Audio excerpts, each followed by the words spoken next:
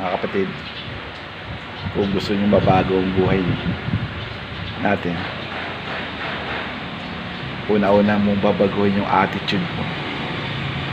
Kasi kung ang attitude mo is negative attitude, kapatid, baguhin mo yan. Wala mangyayari sa kung negative mindset ka. Lahat ng mga sinasabi mo puro negative. Kapatid, hindi pa uli, baguhin mo yung mindset mo para maging maginawa ng isipan at puso mo.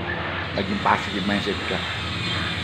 Huwag ka mapanghusga, huwag ka mapagmayabang, huwag ka maging arrogante, at huwag sa lahat, at huwag ka mayabang, kapatid. Tandaan mo yan.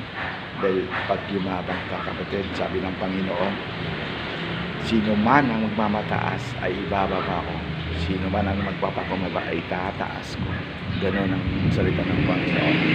Kaya kapatid, be humble lang tayo. Huwag tayo maging mayabang. Thank you, and God bless you to all.